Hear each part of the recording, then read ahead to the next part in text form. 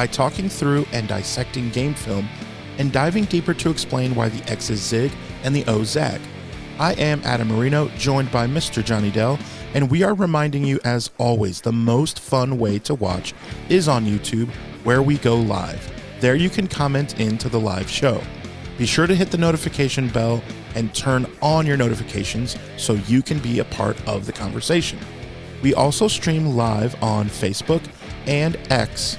Also, the audio versions are always found on Spotify, Apple, wherever you get your podcasts. Now, if you are live with us in the chat, it's probably because you are subscribed, you've hit the notification bell, and turned those notifications on. So, when sharing with your friends, be sure to let them know. We also love to hear from you outside of our live show. Email us at johnnydellsfootballacademy@gmail.com, and you can always check out the website jfa49.com, as it is the most fun way to support the channel. Also, the way we boost the chat and boost the algorithm is to type out hashtag. Woo, man, gonna be a fun one today. We are stoked. It is the Johnny Dell Football Academy podcast. We're answering the whys and hows. And Johnny, I got to give you some credit. We're gonna get into why I got to give you some credit. You told me this right before the show. I am beside myself. That's so cool. We're gonna get into all of it. Be excited. I'm excited. He's excited. She's excited. We're excited. Yeah, we're super excited. I'm stoked. I'm hyped. I love the pick. Mykel Williams going to the 49ers at 11th overall.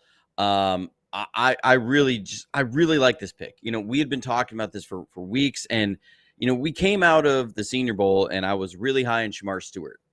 And then that had been cooling for the past few weeks. You know, we were talking less and less about him, and the mocks, I wasn't getting him there as much. We talked a lot about Walter Nolan, and I kept saying I just had concerns about his floor, that I just don't know if the floor was at the right spot for us to pick at 11, with considering where we are as a team. This wasn't the take a big swing draft. Like, we have done that so many times and struck out, and I didn't want to see that happen again. And so I'd really been warming to Mykel Williams as the pick there, because that floor was so high and the upside still is there. But again, the floor was really high, and he was so good in something that we were so deficient in last year, which was edge setting against the run.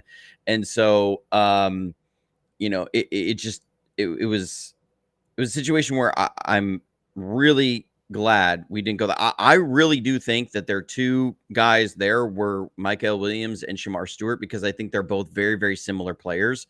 Really good against the run, powerful guys with long arms, athletic traits that can play base defensive end, set the edge against the run, and have the ability and capability of being moved inside over a 3 technique in pass rush situations.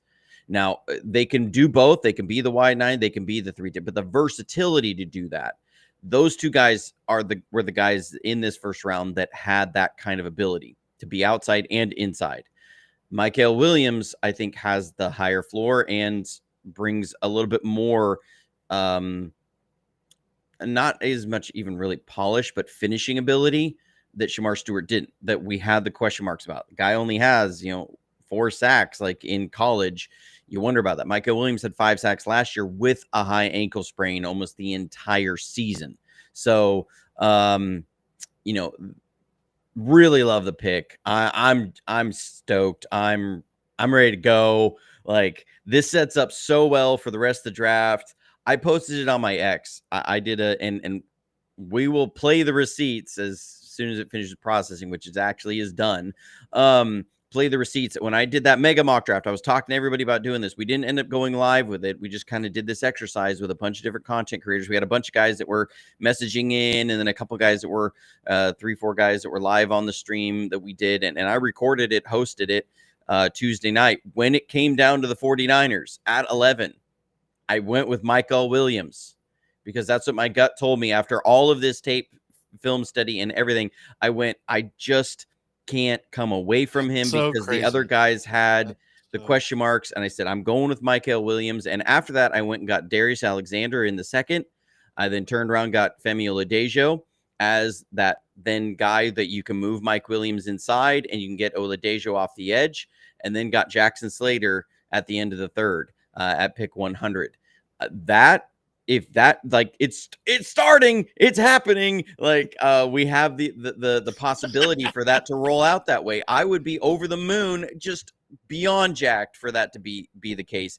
You get your run defenders, you fortify the inside, because and I went with that because I think you can go get then double dip on defensive tackle later in the draft, Jamari Caldwell or somebody else that can be a run plugger to pair with that. But you get your pass rushers, you get your three guys that can be 3 down linemen, and then you have somebody that can rotate in and out on that 4 spot, edge and defensive tackle, run setting and pass rush specialist. So there's just like David Walker's another kid that they could go get instead of Femi that I think could be again that situational pass rusher, and you move Mykel Williams inside. So I'm super excited about it. I want to see where they go. I would even maybe if Darius Alexander isn't there, I would maybe even be okay with going and getting Jaden Higgins or Jack Beck, 2 guys that I've talked about a lot on this show that I absolutely love. There's wide receiver. So man, it's it's happening. the thing Yes. happening. It's happening. Yeah. Yeah.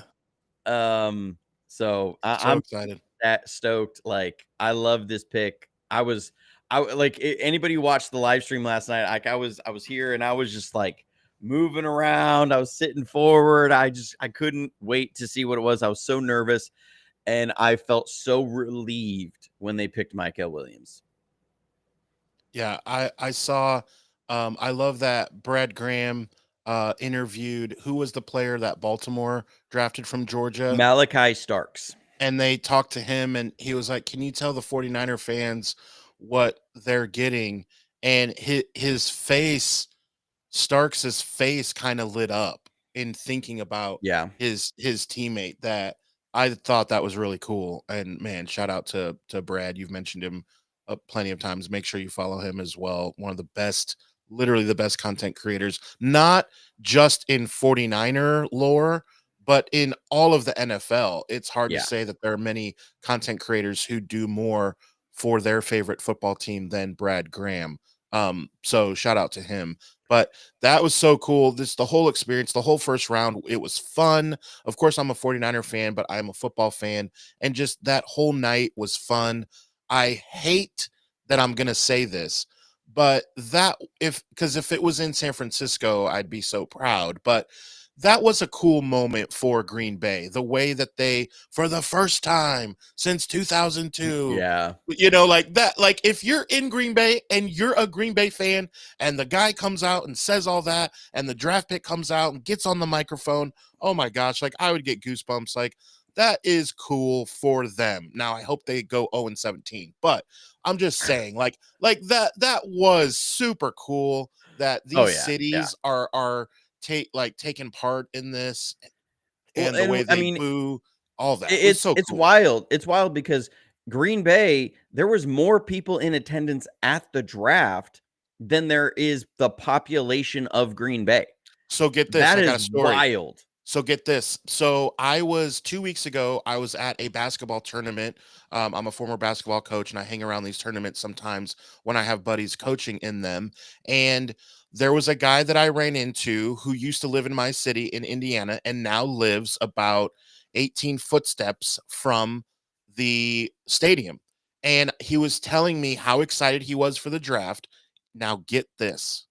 He told me that the schools are shut down this week because buses can't bus in and out, and about 40% of all small businesses are closed because their employees cannot physically report to work because it's too crazy. Now, can you imagine in Santa Clara or in Dallas or New York, or they had it in Nashville, they had it in Detroit? Can you imagine? Like, I know it's a boatload of people that come in, But when it's 300% more than what your city is, that is just Yeah. remarkable. And just the whole lore of the draft. Eric Salzman checks in and says, I love the booing of Goodell. It is like a thing, and Goodell almost loves it. And Oh, I I mean, love he totally he plays into it. embraces it. Yeah. I will say the booing of Goodell by 200,000 people live is so much better than when if you remember back 5 years ago, when they did the digital draft and they were trying to do like the screen of 12 people booing the commish and they were pumping in fake boos and he was like, come on, from his office, you can do better. Yeah. It was so bad. It was so Yeah. cringe. Like, we, oh, I love it. We've come a long way. 200,000 people there booing the commish. Oh, love it. Love it. Love it. Just great first day. I don't remember. I'm really trying not to be recency bias. I don't remember an action-packed, fun first round like this with the trades and like the puzzlement of Pittsburgh. They don't have a pick in the second round, and they don't have a quarterback. What is Pittsburgh doing? How funny it is for Dallas. They lose Zach Martin. He retires. They don't get it. They're not able to get a toy. They're not able to get a shiny new toy. What do? They only have to refill what Zach Martin just left. So they went in and got an offensive lineman. Like, oh, that's so great. I love that Dallas had to do that. The Yeah. storylines, the trades, Duval, I will say the oh my thing that gosh. was almost disappointing, but it worked out for us, but was surprising was how sensible teams picked for throughout the first 9 picks in the draft. The There were no Falcons with a real surprise. reaches. The I mean, Falcons weren't stupid, yeah, there was no real reaches. I mean, even the Browns, like, I think right? leading up to this, there was that okay, could Mason Graham fall to the 49ers? And I was of the opinion that Mason Graham was such a no risk home run that if he was there at 11, you run that pick in. I just have felt for months that he was not going to be there at 11. And then it's this, okay, what happens with Shedeur Sanders and Jackson Dart and with the Browns and with the Saints and their quarterbacks? And so you're thinking one of these teams or both of these teams are going to have to reach for a quarterback. And, then the Browns trade back and the Jaguars trade up to go get Hunter. And you're going, okay, the draft is slotting the way you would think here, and you think, okay, they're trading back because they didn't want to reach for a quarterback at 2. They're willing now to reach at 5, and then they get on the board and they go pick Mason Graham, and you go, oh, okay, wow, I thought you were gonna Brown, but you didn't. And then every team in there, they kept slotting, and New Orleans came around and they did the same thing. They made the sensible pick. Somebody who was a good choice, was the best player on the board for them, that made sense. And so you go, okay, the only head scratcher a little bit was Chicago. I thought they were going to go Yeah, tight end. but they didn't I grab the talked best about one. this. They didn't grab I the best one. they didn't. But That's like so when we did funny. that mega mock, I was talking with the Bears guy and I said, I really could see you guys going tight end here because Ben Johnson had Sam Laporta there in Detroit, and he was such a big part of that offense. And so I really did think that that tight end Tyler Warren was going to the Bears, and it ended up being a tight end. It was just a different tight end. So crazy. So which Because I live in so Colts country. Colts are beyond the moon. The Colts are over the moon. They cannot believe that he was available. My social media has been blowing up about the Colts, Colts, Colts. They are overjoyed. Good. I mean, good for them. They're terrible anyway. yeah, I will say, the Panthers made a big belief statement in Bryce Young by going and getting Tet McMillan.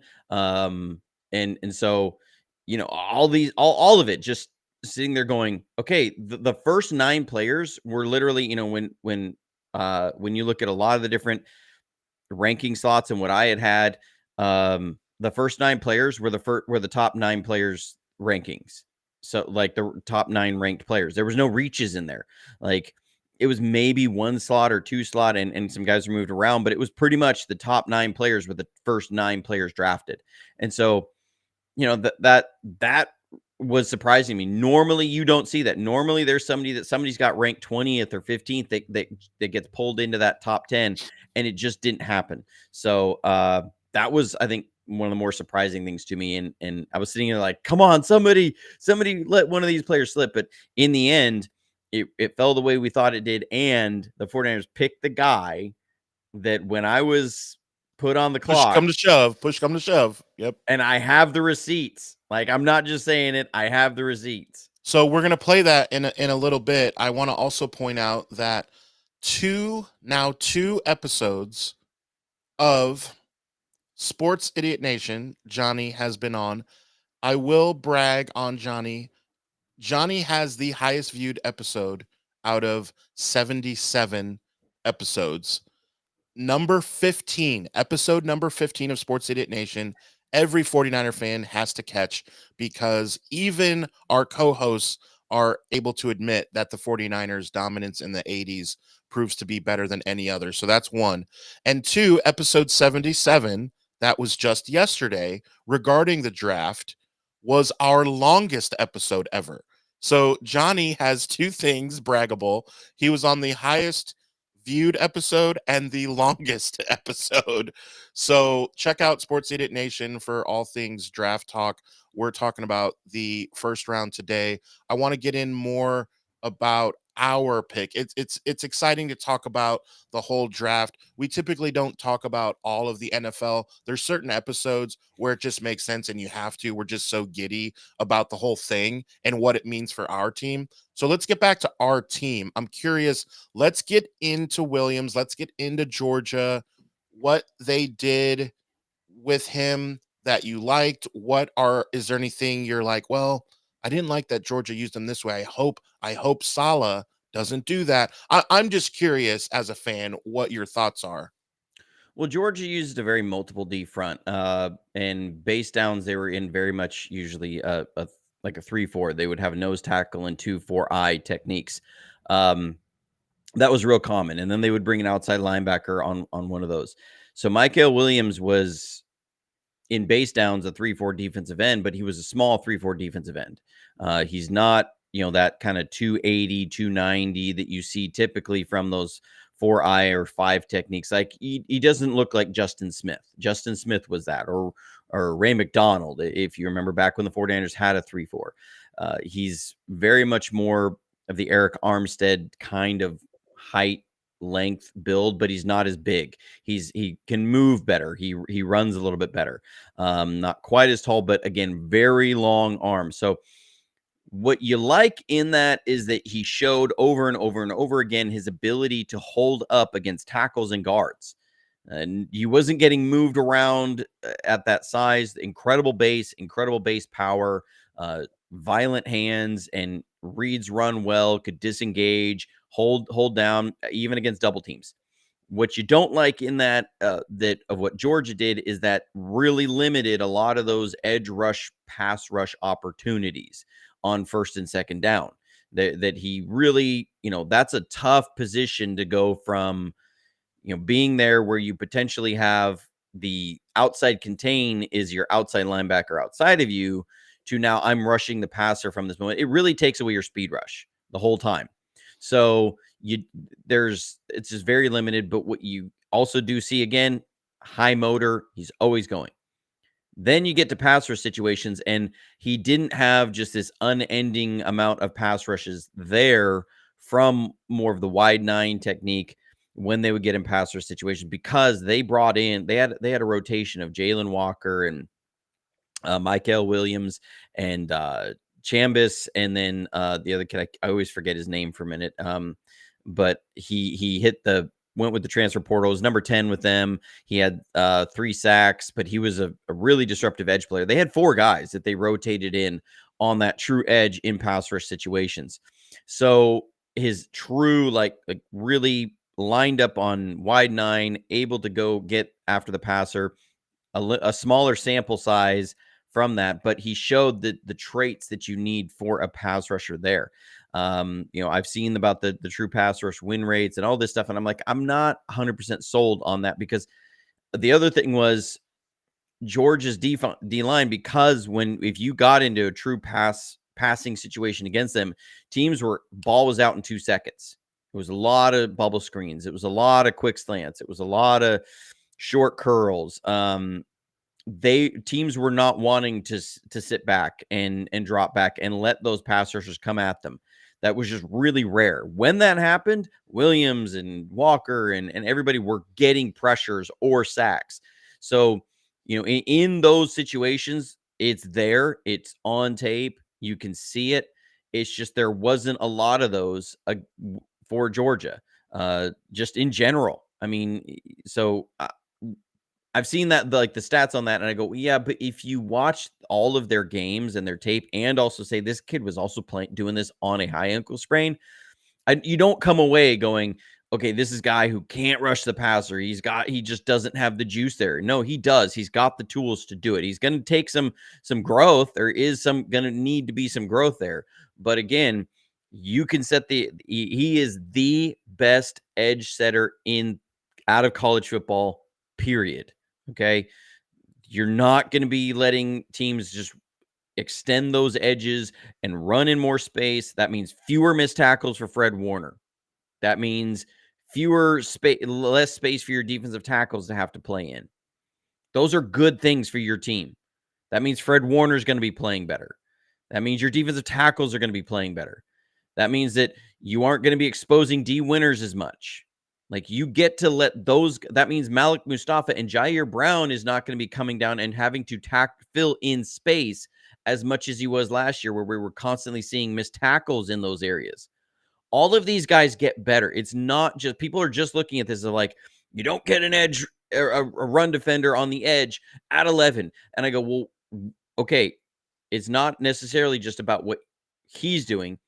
What if this player makes Jair Brown look like a Pro Bowl player again? Right. What if this player makes Fred Warner look like all pro Fred again?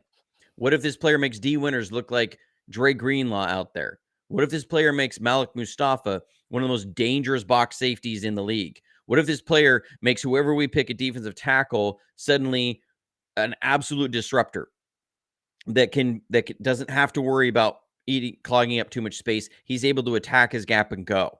Like, that is what it brings to you. And now teams can't just run away from Nick Bosa. They have to try and run at Nick Bosa, which is a death sentence for run games. Okay? Like, all of this comes in. All of these are good things and make your team better, and that's what you want with the 11th overall pick. You want somebody who really makes everybody else better, and that's what Mykel Williams can do. Plus, he brings a lot of juice. His arm length is wild. It reminds you of Aldon Smith.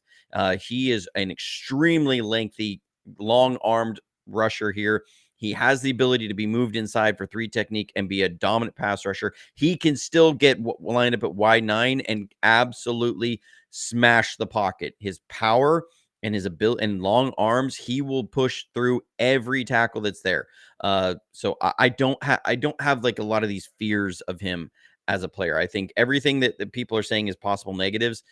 I don't think that really passes past the sniff test. Like, as you dive into it, I just don't see that those concerns are really there. I want to make one point, and I want to ask you if you have that clip ready. I do. The point I want to make is there's something to be said, I think, about that 49ers defensive room right now as it stands, that they all watch the draft. There's no way they're just in Cancun not watching. And so they see the 11th pick overall. He's not the 89th overall. He's not the 201st overall. He's the 11th overall. And we've also talked about the fact that he's probably higher than that because some teams needed to reach. There's no way that the first pick of the draft, he would have been like the 38th pick last year. Like, so he's a top 10 guy. He is. And the 49ers know that, and everyone on that defense knows that. There's got to be in what you're talking to Jair Brown and these guys, just knowing that you have that caliber of a guy coming in, it kind of doesn't it make you clutch your fists a little bit more like, yeah, let's go, we're ready to go. It has to. So that's another thing, just by him being drafted where he's drafted makes the team better. Just that alone. So I'm just so excited. Johnny, let's show that clip. That's so cool that you Yeah. did that. So this was from that mega mock draft stream. We, like I said, we had a lot of guys that were texting in and sharing the Google sheet on it. That's one reason we didn't do any stream on it. But there were a few guys here at the stream, and here's the moment I was put on the clock. I'm on the clock, so I will go with edge player out of Georgia, Mykel Williams. Yep. Okay. Not the most polished pass rusher, but a very strong edge setter in the run. And we were terrible against the run last year. Let Leonard Floyd go. He can give it at least the same production that Leonard Floyd gave in the pass rush and bring a lot more juice to the run defense. He's a phenomenal edge setter against the run. That's a big need, Phil. That is just hilarious. And I love to see the guys are just nodding their head like, oh, yeah, that's a good pick. Like, what else can you say? But, man, showing the receipts at one Johnny Dell explaining the whys and the hows, and there it is. Quiffleball knows it. Man, that is so cool. I want to ask you a question now that Hugh made sure that I was on top of it because I was going to ask.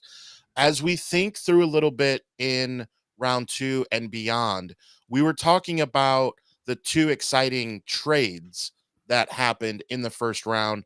I thought they happened at a very nail-biting time. It happened at fun and exciting times. Now, regarding us, our team, you have stated that you don't think, and this was prior to day 1, and now day 1 has happened. Have you changed your tune, or what do you think regarding trades? As far as for us, I don't think there's really a need. I mean, look, everybody knows I'm in love with Darius Alexander. I was posting about him last night heading into it because it's setting up for that. He's only got to make it through 10 picks before he gets to us. So, it's set up to be there, especially when you look at that a number of the teams that already gone through there have much more pressing needs than defensive tackles. Some of them have already taken defensive tackles. So it's setting up that Darius Alexander could be there. If he's not, I'm okay with that. I think like TJ Sanders out of South Carolina would be a great pick. I think Alfred Collins is somebody who can be a great pick. I think you have to go defensive tackle here. You could potentially, if he's there, go Jaden Higgins. You could maybe go Jack Beck. I think they're going to be slotted right next to each other, right around that 43, 44, 45 spot is where those guys go. And you can address those things later. I'm not a fan of guard here. The only offensive lineman that I thought made sense at 43 was Josh Connerly if he fell, and that didn't happen. He was picked up last night in the first round, so that made a lot of sense. I'm a little irritated that the Chiefs got Josh Simmons because he's looking like he's going to come back fully healthy from that patellar tendon and will be the best left tackle out of this class. I mean, I thought he was a scheme fit for the 49ers, the best left tackle that they had there. So, there was kind of the, if he fell past the Chiefs and made it, then you take a swing on that guy with the patellar. But now he's not there. Josh Connerly's not there. I don't think tackles at this point in the draft in the second round, that makes sense. You're not going to need to trade up to get one. Darius Alexander is there. If he goes and for some reason TJ Sanders goes, then you go wide receiver, because that means that one of those guys is going to be there. That means that a team has gone that way. So that's just kind of where I'm at with that. I think there's some interior offensive linemen to be had either at the end of the third or in the fourth, maybe even in the fifth, that will be good offensive linemen. So as far as trades, I don't really see a need to do that. I think you can stay where you are and you can pick. They've got a lot of picks in the next 3 rounds, and that's where the meat and potatoes of this draft is going to be. That 2 through 4 and 2 through 5 is where you are going to build this team through. The Mykel Williams pick is awesome. I love it. There's, like John Lynch said last night, there's still a lot of work left to do. And That's where you're going to get this. I'm not as much of a fan. Somebody said Norman Lott. You guys know I like Norman Lott. I really do like him. I'm not a fan of him at 43 and your first defensive tackle because I do have questions about his ability in the run game. And again, just like we're seeing with Mykel Williams, like you have got to get back to being the best run defense in the league, or else your pass rush does not matter. You can have the best pass rushers in the world, but if you can't stop the run, you're constantly going to be in 3rd and 2, and it's not going to matter. So you've got to be in those 3rd and longs, but you do need pass rush to finish it off. We also saw that deficit last year when, it seemed like every 3rd and long teams are going to be convinced that they would convert. So, you can get, I like Norman Lott, but he's like my 3rd or 4th defensive tackle at this point of guys that are left. I don't think there's going to be a run through 3 defensive tackles before the 49ers pick. I just don't see that happening. So that's where I'm at. I was a little bit surprised that Atlanta traded up for James Pierce. A lot of people were wondering if that was going to be the Mike Green pick. And what this does show, though, having gone through the first round, is we had talked about this ad nauseum that Mike Green is a top 10 talent, but it was the off fields. And draft night would tell us what the league thought of that. And for me, the league spoke loudly about that situation. And I go, Mike Green's off my board. He is off my board. I am not, I don't have him in the 5th round, 6th round, 7th round. Nope. He's off the board because even the Eagles and the Chiefs passed on him because of character concerns. That speaks loudly. So Mike Green, crazy talented. Don't want anything to do with him at this point. Yeah, and we'll see. So excited for these next couple days. I do want to point out a couple other things because I have noticed that there are, Johnny, roughly double, maybe I'd say, people in the chat right now. And so I want to point out a couple things because we may have a few first timers. And so I want to, because the algorithm, you might be excited about the draft. You're looking at 49er stuff on YouTube and boom, the algorithm shows you this. So this is great, but I want to point out a couple things because we were over 200 episodes in. And so we've been doing it for a while. We like to come to you live as we can every Monday and Friday. Be sure to hit not only the subscribe, but the notification bell so that you know when we go live, because it's not always at the same times because life happens, breaking news happens. And then in season, Johnny always comes so clutch on the review videos, going over the X's and O's and the whys and hows of the game. So if you are a little bit more of an intricate fan who wants to understand the whys and the hows, then you are in the right spot. This is why I am here. I was just a fan who reached out to Johnny, said, let's do a podcast. He was like, oh my gosh, let's do it. And here we are over 200 episodes later. So be sure to hit the notification bell. Be sure to take your phone and show this channel to people wearing Niners gear, because you can take a look at the channel and see some of these videos over 30, 40,000 views on some of these breakdowns. Johnny is a master. He calls his shots. He backs them up. That's what we're about. Only winners over here. Get your Powerball numbers in, and Johnny will pick them for you. And then also follow Sports Idiot Nation. That's the other podcast that I host. That's everything sports, pop culture, everything between. If you are an idiot, then you can relate, and most of us are in some way, shape, or form. So is 4.77 that slow for a defensive end? And so I want to address this because, look, I remember Mario Williams coming out and running a 4.39 40 at defensive end, and everybody thought he was going to be a 20 sack a year guy. He didn't turn out to be that. He was still a great defensive end. Not saying he's not. He's pretty good. But 40-yard dash time, it does not determine whether or not you are going to be a great defensive end. I'm going to look it up really quick and see what Nick Bosa's 40-yard dash time is, because I don't think it was. Yeah, look up Jerry Rice's while you're at it. Okay. Nick Bosa ran a 4.79. So Nick Bosa ran a 4.79. Mykel Williams 4.77. The 40-yard dash does not matter. They don't look. NFL scouts and teams don't even look at the 40-yard dash unless it is like a 4.5 or 4.4. that is screaming like super high end speed athleticism, they don't look at it very much because it doesn't matter, because defensive ends are only running 10 yards at a time.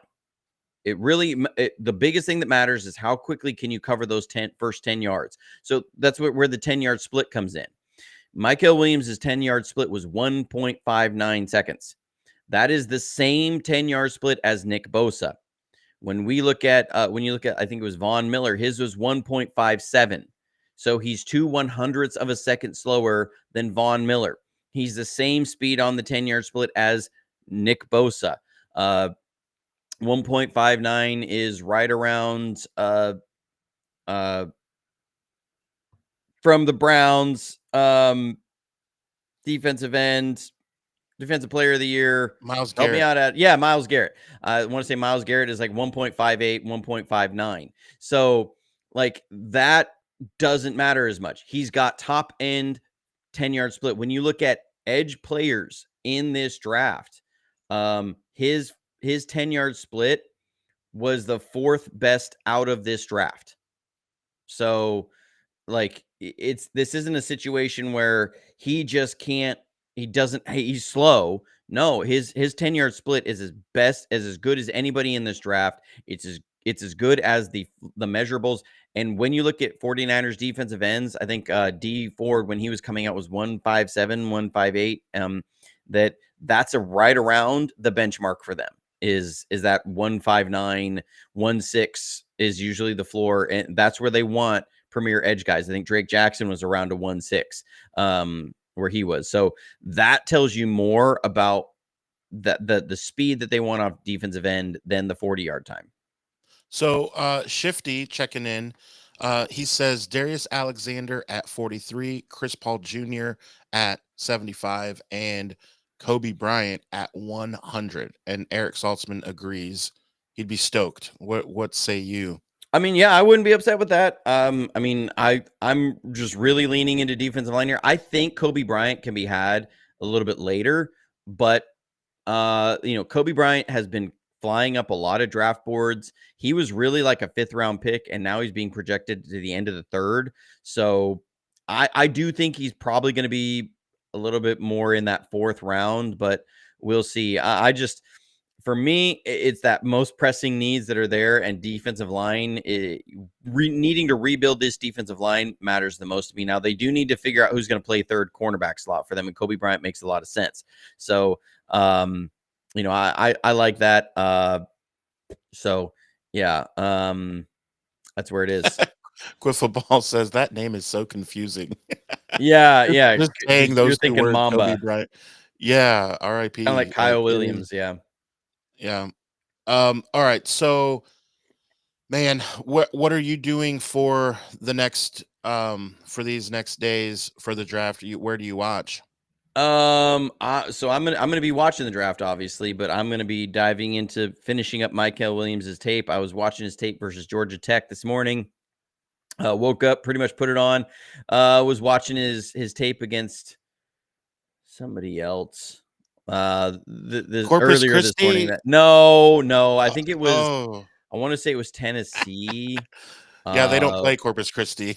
It was either Tennessee or I don't think it was Notre Dame. Maybe it was Mississippi State. It was one of the two. I was watching. It was on my other computer because I forgot to bring my power cable from this one home last night, and so I pulled it up on my other computer because I was like, I'm not waiting. I'm getting into the Mykel Williams tape. So, gonna continue going after the Mykel Williams tape, and then getting ready just to watch the draft tonight. It's gonna be fun. Yeah. I mean, no matter like this, look, Mykel Williams, it's what's done is done. It is. I love the pick. You cannot like it, whatever. He's a 49er, so he's on our team. Rooting, at this point, believing he's not going to succeed isn't going to get us anywhere. We just hope that he does. That's how I believe in it a lot of times, especially with draft picks. I didn't like the Trey Lance pick when it was there, but I was hoping he would succeed. I wanted him to succeed. I was like, all right, let's go, Trey. You can do this. I believe in you. And then that didn't work out. But so I'm going to be diving into that tape. Give us a reason why we think this this pick can work out. Also, a big shout out. I do need to give my daughter. My wife is in there. Yes. She's telling me I need to do this, and it's true because I get distracted. big happy birthday to my beautiful daughter, Gemma. She has turned 5 today, and she is the sweetest little pumpkin ever. She looks just like her mama, so she is a beautiful little girl. And thankfully, she doesn't look as much like me. She looks a lot more like her mama. So happy birthday to Gemma. We got the streamers down over the door today, this morning when she came out, gave her a big hug. She opened her presents. So I also get to go home and put together some presents in the tent that she's got that my wife ordered. So that's part of the day too. Awesome. But we're gonna get ready for the draft this evening, and by that I mean I'm gonna have my snacks ready. I'm gonna have it pulled up, ready to watch. I don't have nearly as much work to do as the 49ers, which for them it's really just going to be about seeing if there's any trades, kind of keeping the ground of the year. But they've already done all their draft work, and so I love it. I'm excited for it. Tonight is really what's going to build this team. I think they could have gone a number of different ways at 11. They'd still be in good shape. Still be in really good shape. Yeah. 2 through 5. Man, this is going to determine the team for the next 3 years. Like, I'm so nervous, excited in a good way about this, because you really do have the potential. And I put this on X, and I'll just, kind of finish it up with this. People concerned about the Mykel Williams. Okay. There are some phenomenal edge rushers that are still left. Guys we've talked about: Femi Oladejo, David Walker, Jaw Joyner, Savion Jones. I got to pull my list up because I start forgetting names. Kyle Kennard, love Kyle Kennard. Jared Ivey is going to be there. There's a number of guys who are still going to be there that you can get as good edge rushers. So yeah, if you can get one of these defensive tackles, Darius Alexander, TJ Sanders, Collins, there at 43, and then you go get one of those guys later, you double dip on that, and you're going to get another defensive tackle somewhere there. That's why I'm so leaning into defensive line here. Okay, I understand we have some other needs. We have 5 other picks that can be spent on those, but you have the potential then of having a premier rush defense. And then on third downs, you can bring in, just imagine Femi or David Walker, either one, coming in and playing defensive end. Next to him, you have Mykel Williams. Next to him, you have a Darius Alexander. You have a TJ Sanders. Next to him, you have Nick Bosa. That's your third down pass rush package, along with a really stout run defense. And that is not only that, you have that for the next 3 to 4 years. Yeah. Man, potential to really be excited if they go a little bit more defense. I will echo that, and that's kind of what I'm hoping for. Again, I just think what we talked about over the last 2 weeks of shows is it's really hard to ruin this draft, and there'll be a level of excitement no matter what. We do have our own kind of wish list, and so we'll just have to wait and see. And Monday is going to be a fantastic show. I hear it's going to be 8 hours. Uh, No, it's not going to be 8 no, hours. no, But it's going to be a good show. We're going to have a lot to talk about. We're going to be talking about this draft for the next 2 weeks after this. So, yeah, for sure. yeah. Joey, I see what you're saying about Alexander not needing to work on the passers. I will say, not from the tape I've seen. He's as good of a pass rushing defensive tackle as there is in this draft. The movement skills, the quickness, the arm over the chops, the cross chops, it's all there. That the dude was a disruptor on the defensive line, and man, that I didn't see a lot of like deficiencies in the pass rush there. So Quiffle probably not doing any more live streaming the rest of the draft, because I got two kids with RSV at home. One of them is the birthday girl, and the birthday girl this evening. So just running out of hours in the day for all of that. Same. I have to run some dispatch on the limos that I run. It's prom weekend, and it's super busy, so I'll be watching. But I don't think Sports Idiot Nation will be able to go live or anything. But again, just last episode 77, make sure you catch Sports Idiot Nation that just came out yesterday, Quiffle Ball for sure. It's some fun. Whenever Johnny can do Sports Idiot Nation, it's a different level of fun because it's just a different type of show. It just is. And so Johnny lets loose a little bit more in that show. He's more honed in for the 49ers and what we're doing, and he kind of lets it loose in Sports Idiot Nation. It's super fun. So check out episode 77 from yesterday. We will catch you Monday for sure. There's so much to go over with the draft, and we've only talked about one freaking pick because there's only been one with us so far. So make sure you hit the notification bell. If you are just joining us for the first time, thank you for hanging out. You can see how the chat has gone. This is how we are. It's the faithful. We're all hanging out. We love doing this, being a part of it. We're so stoked for the draft. Again, happy birthday to Gemma, the big five, and to Eric Salzman's mother. Happy birthday, Ma. Um, in the meantime, in between time, stay safe, stay healthy, and as always, go Niners.